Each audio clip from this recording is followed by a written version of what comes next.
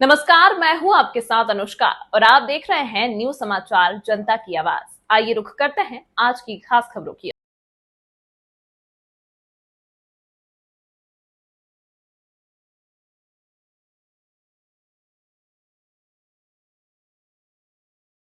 एक तरफ सपनों का वो उड़ान जो उसे 7 समुंदर पार जापान ले गई और दूसरी तरफ वो हकीकत जहां आज भी घर में रोशनी के लिए दिया जलाना पड़ता है।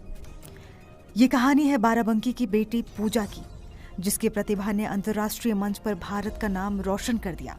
लेकिन विडंबना देखिए, जिस बेटी को दुनिया रोशनी मान रही है उसके अपने घर में आज भी बिजली का इंतजार है। ये कहानी जितनी प्रेरणा देती है उतने ही चुभते हुए सवाल भी खड़े करती है। फूस और खरपतवार से बनी ये छत पूजा का घर है। इसी घर में वो अपने 5 भाई बहनों, मजदूर पिता पुत्तीलाल और सरकारी स्कूल में रसोइया माँ सुनीला देवी के साथ रहती है।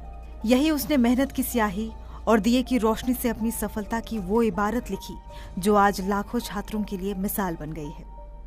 लेकिन इन तस्वीरों में एक विडंबना छिपी है। जिस बेटी ने देश का मान बढ़ाया उसके घर में आज भी एक शौचालय तक नहीं है। प्रशासन ने सुध ली, बिजली का कनेक्शन और शौचालय स्वीकृत भी हुआ, मीटर भी घर तक पहुंच गया, लेकिन गरीबी की दीवार इतनी ऊंची है कि खंभे से मीटर तक जोड़ने वाली केबल खरीदने के पैसे भी इस परिवार के पास नहीं है। और नतीजा, मीटर तो है पर घर में रोशनी नहीं। पूजा की दुनिया सिर्फ किताबों तक सीमित नहीं है। वो घर की जिम्मेदारियों में भी अपनी माँ का हाथ बटाती है। चारा काटने से लेकर पशुओं की देखभाल तक हर काम में आगे रहती है।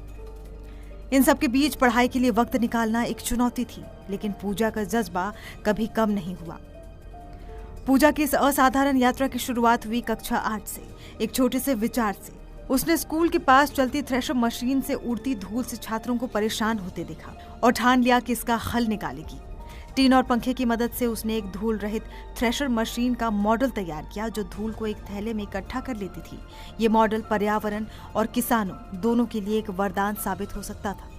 वो ये स्कूल जा रही थी, एक दिन कहने लगी, पापा हमको ये जो थ्रेशर चल रहा है इसको धूल रोकना है, कैसे रोकें? तो हम कहें इतना तो हमको पता भी नहीं है। ये जो क्या कहते हैं झोला बैग है, इस पर भी नहीं रुके, इतना बड़ा झोला बैग रहता नहीं। तो हम कहें मास्टर से चीज़ें सलाह लो तो कुछ ना कुछ कार्य बताएंगे।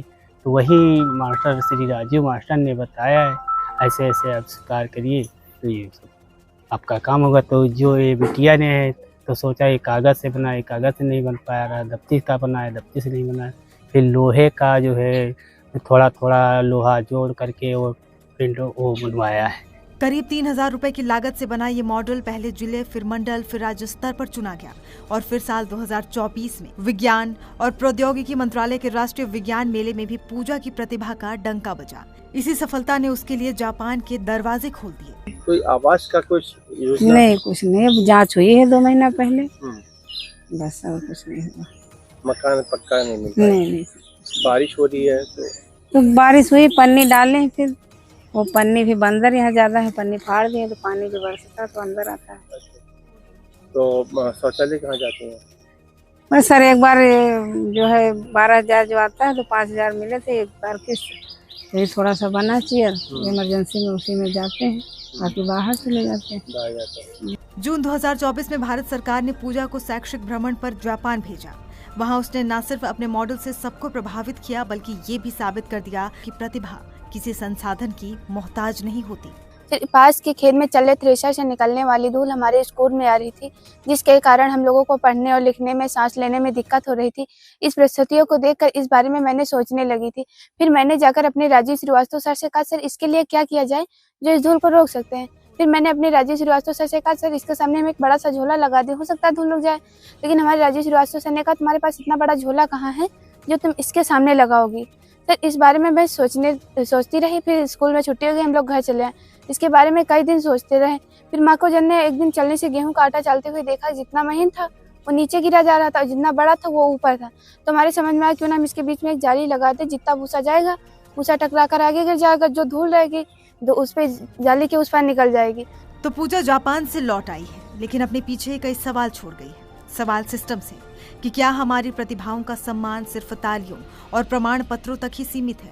क्या एक अंतर्राष्ट्रीय हीरो को बिजली और शौचालय जैसी बुनियादी सुविधाओं के लिए भी संघर्ष करना पड़ेगा? उम्मीद है कि अब प्रशासन जागेगा और पूजा के घर का ये अंधेरा हमेशा के लिए मिट